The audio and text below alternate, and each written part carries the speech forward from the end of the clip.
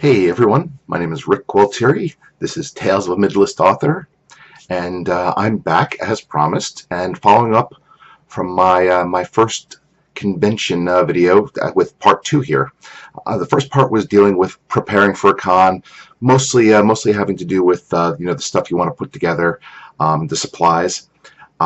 Before I get into part two, which is what to do once you're at the convention, I do want to add a quick apology. I forgot one really important supply that that I'm going to mention now, which is with all that stuff you got, with all those boxes, bins, whatever you're bringing, get either a hand truck or a luggage mover, because that's just going to save your life. On the large side, a hand truck, those you can move a lot of stuff. I usually have maybe 3 or 4 boxes with me, so I wound up buying a luggage mover that can handle like 150 pounds, and that's usually good. I mean, it's not big. Sometimes I have to make 2 trips, but let me tell you, it is a lot better than carrying things from my truck to a convention hall, or from my room to a convention hall. So add that to your list, luggage mover or hand truck. Okay, so you got your equipment, you got all your books, you got everything. You are set for that convention. Now you're at the convention. What do you do? Well, first of all, I would say if you're just know the hours that things are going to be open. Know your personal schedule, because I know with a convention, it's really hard to get turned around, especially if you have a busy schedule. I know some folks who are going to Dragon Con, and they got like a weekend where they have like 15 panels and stuff, and if you're not paying attention, that's easy to screw up. Personally, what I like to do is I have my phone, an iPhone. I'm sure your Android users have something similar, but I usually set up the scheduling app so that it kind of buzzes me usually 10 to 15 minutes before I have a panel. So I know that's going to happen. I set that up in advance. I usually also bring paper copies of my of that, and I'm paranoid, so I usually email myself a copy of my schedule. So at any given time, I know what I'm doing, and I try to familiarize myself ahead of time so I know where things are. Because if it's a small con in like a hotel, maybe 1 floor, it's usually easy to find your way around. But some of these cons are big. You want to know where you're going. It just sucks to get lost and then wind up late for a panel, especially if it's a panel that you're kind of the main speaker on. Let's talk about the dealer room first, and then we'll get back to panels. My assumption here is, yes, you have a table, whether it's shared with some con buddies or by yourself. Personally, if they allow vendors in early, like if they're opening at 9 but they open the doors at 8 for people to set up, I like to get there early. I find it takes maybe about a good half hour for me to get my table set up, and then step back, look at it, adjust it, make all that stuff look wonderful. Earlier is better. If that's not possible and you are setting up in a way where customers or guests are walking through, be mindful of that and be very polite. You don't want to look at somebody and be like, "Hey, what are you doing here?" and be like, "Go away, I'm still setting up." Engage them early. Explain that, hey, I'm still working here, but talk to them. They're interested. You might as well foster that interest, because the truth of the matter is you might only get one shot. When you're setting up your table, also think of your supplies. So you have your setup. I have my my books up there, and what I'll try to do with this video is get fancy and maybe flash an image of one of my con setups here. I know I post that in YouTube, but I really got to get better at this video editing. So if this works, while I'm talking here, you should see a picture of one of my table setups. If not, you're still looking at me, which is sad. But regardless, okay. So that's all good and well. The setup, but also, like I said, have your supplies there. I usually there's my front setup, and there's a kind of a back setup. So there's my pens. Always have more than one, because of course it will run out if when you need it most. My payment devices, my battery, all of that within quick reach. But also have it so that you can get new books quickly. If somebody comes over and they're looking at their display and they pull everything out, you want to be able to reload that pretty quickly. Or if they say, hey, you have 3 of these, you want to be able to grab that. So set up your, not only your table, but like what's going on behind your table, beneath your table, all of that stuff, but leaving enough room for you to sit down, and also leaving enough room so that you don't block other people. Which brings me to another point: be a good neighbor. Even if it is about you, even if you are like, say like the guest of honor, in which case, lucky you. I've had the honor of doing that recently, and it was awesome. It's still not all about you. Don't be a jerk with like your setup. Don't especially if you're sharing a table, don't take up more room than is your fair share. Unless maybe the other person's like, hey, go ahead and take more. I only have like 2 books here or so. Don't block other people's the view of other tables. I mentioned in the last one those giant 6-foot banners. Put those behind you where they're not going to be in the way. If you're putting them in front of you, kind of making like this corridor so people can only see you, you're probably blocking other people and you're probably pissing them off. Be a good neighbor. It works in a neighborhood. It works in convention. And here's the thing: if you're a good neighbor, people probably be a good neighbor to you too. I would say when you get a chance, get to know the people around you. Shake hands, get names. Hey, exchange business cards. Conventions are not just to sell books; they're also a great place to network. So take a walk around. I mean, if there's something of interest, pick it up.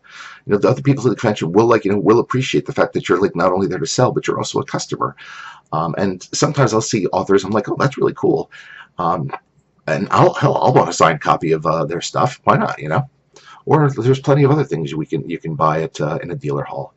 So be like be that good neighbor. Talk to people. Be polite. Be mindful of the fact that you're not the only one there. All of that. You want to be as friendly to your neighbors as you are to those con goers, those con guests. I mentioned before, con buddies are very useful, because the truth of the matter is, I know some people are like, well, what if I walk away and people steal my books? I really don't worry about that. Most con goers are, I've at least that I've been to, they're pretty, they're honest people. Nobody's walking up and just like, stealing all your stuff. But like, I think more important is, well, a con buddy is not there to protect your stuff so much as to help you make the sale when you're not there, and do it in turn. So if I'm at a table with like, say like the Authors and Dragons crew, who are awesome guys, by the way, and they have to go do a panel, well, I'll man the table. I'm not gonna sign their books for them. Nobody wants my signature on, say, Drew Hayes or John Hartnell's book. But I'll tell them, hey, they're at a panel. Come back later. They'll sign it, and like I'll make the sale for them. Of course give them the money, package it all up, all that stuff. Which is also why I mentioned before, you want to have price lists, because you don't want to walk away and somebody be like, hey, can I buy your friend's books? Sure. I have no idea how much they are. I guess they're free. All right, so that comes down to like, I guess let's talk about making the sale. And I would say if you're like me and you are a super introvert, this is where it helps to kind of people watch. I mentioned John Hartnell. He is a guy to watch, because he's a con veteran. In fact, I'm relatively certain that John is at every con all the time, because every time I ask him about a convention, even like no matter how like esoteric it could be, its first year, nobody's heard of it, John's heard of it. But he's also awesome with working a table, in that everybody who comes up is treated golden. They're like, he treats his 500th customer of the day the same way he treats his first, like gold.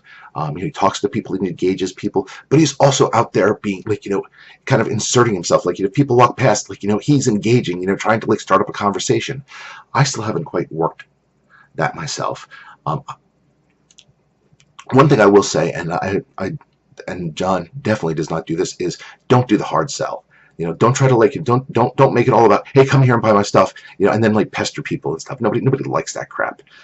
It's all about engagement, them finding it interesting, and like, possibly if you can turn the conversation towards your stuff to explain what it is, hey, all the better.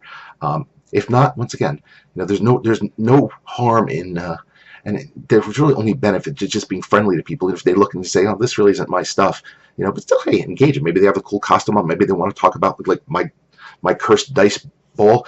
It's all good, because cons, cons are about having fun. I will say this. Cons are difficult to make a profit at least I have found so from a bookmaking standpoint. Some people are better at it than others, and once again I mentioned John. I think he's a pro at that. Most of the other authors I've talked to about cons, they'll admit that they go to cons to meet their fans, to talk to new readers and stuff, but cons are pretty much a money-losing proposition for them. Especially cons that you travel to and you have to do hotel costs and meal costs. Those are hard to recoup. If you can do local cons, that's much easier. Maybe it's like, a couple bucks for a table. You just drive there for the day. That's your only expense. So it's much easier to make that up. So just like, a note there. But really making the sale is, as I said, I'm a bit of an introvert. I don't do a hard sell. Until you actually ask me about my books, I probably won't necessarily bring them up.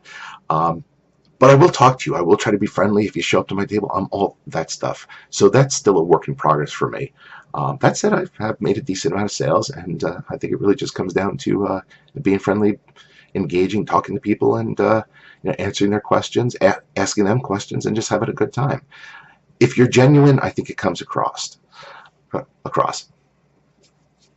All right. So that's all of that. That's all of that. I mean, I'm not an expert there. I can set up a table, I can man it, I can make the sale. I mentioned before, know your equipment. So when people do want to make a transaction, you're not just sitting there going, trying to figure out, that newfangled Bluetooth device you got, and you're like, it doesn't work. And I would just say, just be mindful that you're giving everybody their due diligence. One thing I hate is when I walk into say a coffee shop or somewhere else, and the person behind the counter is busy, they're helping somebody else. I'm okay with that. What I hate is when they're working on an order and they purposely ignore me standing there. It doesn't take a lot to just tell somebody, hey, I'll be with you in a second. Acknowledgement is key. And also, I think it kind of makes you look like an asshole if you're like, okay, I'm gonna talk to you for for 20 minutes, and I'm gonna ignore everybody at my table. You want to give everybody their due diligence. So sometimes you do have to pull away and disengage and be like, hey, I'm sorry, let me talk to these people for a bit. Always be polite though. Never make it I never do that whole thing where it's like, well, hey, I got your money and screw off, and I'm gonna get these people's money. No, everything is polite. Friendly, and here's the thing: is you probably make some good friends that way. You never know. You just be genuine you. Hopefully, genuine you is not a total asshole. All right, so panels, and hopefully this video is not all shaky because I am noticing my camera here occasionally is stuttering. So hopefully that's not translating to this video. Panels. What I usually like to bring to a panel is I'll bring one or two of those mini book stands, not the giant book stand, and one or two books. Because sitting up at the table, it just kind of not only shows that hey, here's a few things, here's a few covers maybe you're interested in. It's just a quick and dirty passive advertising and as you're doing a panel. That's really about all the setup I would do for that. My main thing with the panel is be a good panel member. And which primarily comes down to don't be an asshole. I've been on a few that were a little questionable. Sometimes you get somebody on a panel who decides, oh, I'm going to make it all about me, and every question I'm just going to jump in there, and try to monopolize it. Don't do that, because your fellow panel goers will hate you. The audience members will probably notice this, and and hopefully you have a moderator there who's actually doing their job and making sure that that everybody gets their full say and doesn't allow that to happen. But you don't always have that. Moderators, there's good and bad. Some people just let it go with the flow. Other people keep it moving between everybody. But be a good neighbor at that. Don't monopolize it. Keep your answers short and to the point. And it's okay. Acknowledge your fellow panel members. Have a good time with them. The best panels are the ones where you're all up there, chuckling, sharing stories, laughing and stuff. Those really are the best ones. The worst ones you can tell when a panel is getting uncomfortable, or when somebody's causing a panel to get uncomfortable because, well, I guess the atmosphere in the room definitely changes a bit.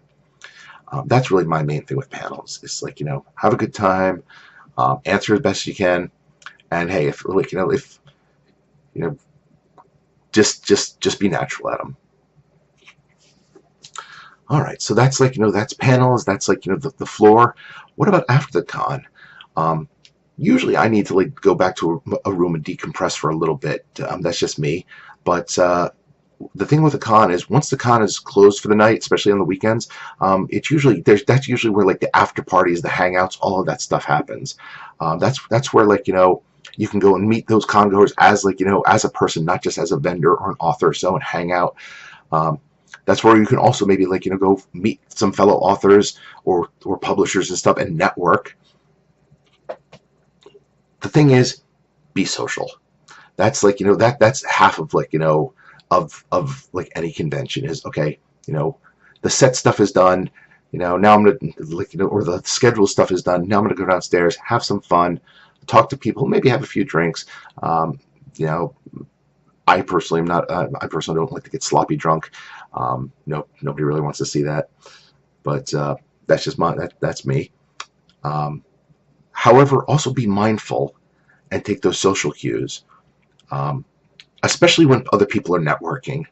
And this was brought up, I believe, by Sean McGuire, and I know folks like John Hartness and Gail Martin and other authors have shared this sentiment, and I agree.